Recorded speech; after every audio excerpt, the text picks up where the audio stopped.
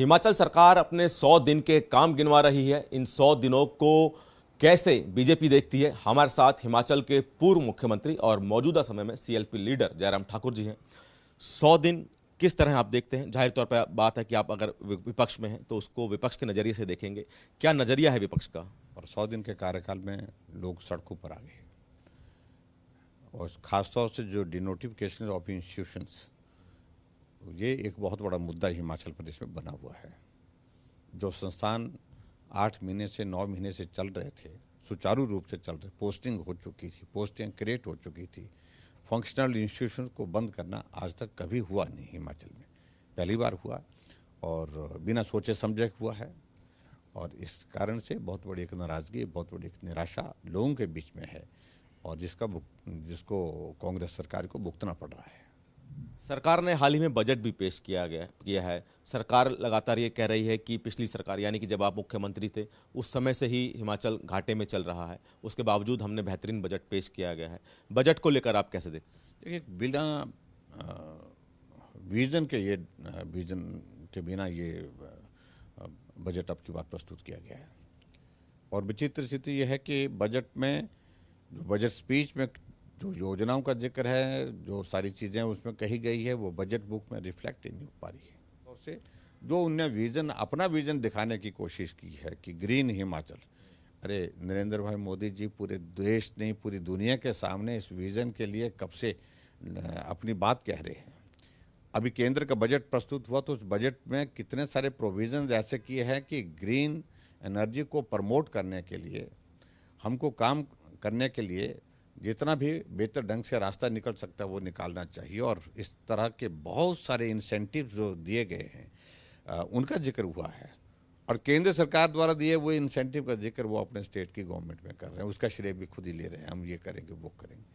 तो ऐसे में जो बजट है उसमें कोई इस तरह की बात नहीं है, कतई भी इस तरह की बात नहीं है, और वो लोगों के बीच में मालूम पड़ जाएगा।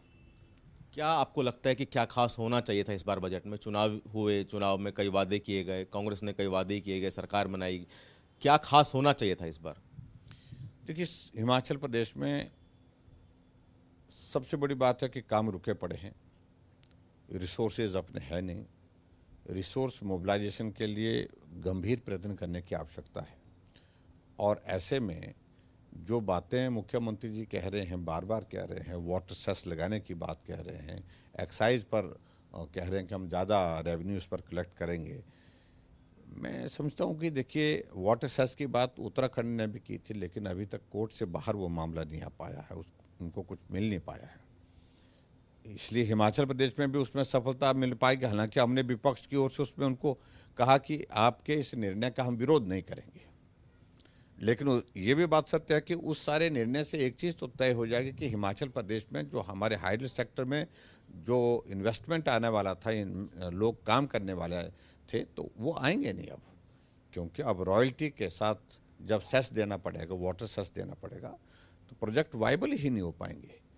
तो एक बहुत बड़ी एक हिमाचल के लिए ये मैं समझता हूँ कि बहुत बड़ी एक परेशानी का सबब हो जाएगा आने वाले समय में, जब ऐसी सिचुएशंस हो जाएगी जब हमारे हाइडल प्रोजेक्ट भी काम नहीं कर पाएंगे और ना लगेंगे, और ऐसे में ना रेवेन्यू वाटर सेस के माध्यम से आ पाएगा। सर, गृह मंत्री अमित शाह जी से मुलाकात, कोई खास वजह? नहीं, देखिए, शिष्टाचार के नाते भेंट है, क्योंकि लीडर ऑफ अपोजिशन के नाते में पहली बार उनसे मिल रहा हूँ, मिलना नहीं हो पाया था, चुनाव के दिनों में उनकी व्यस्तताएं थी, और मेरा दिल्ली आना भी कम हुआ, तो इसलिए अभी मिलने जा रहा हूँ आज। तो जयराम ठाकुर जी ने सूर्य समाचार से खास बातचीत में कहा है कि 100 दिन जो हिमाचल सरकार के हैं उसमें कुछ खास काम नहीं हुआ है, निराशा हिमाचल की जनता को लगी है, ऐसा जयराम ठाकुर जी का कहना है। कैमरामैन प्रियदर्शन के साथ दिल्ली से सूर्य समाचार के लिए विनय सिंह।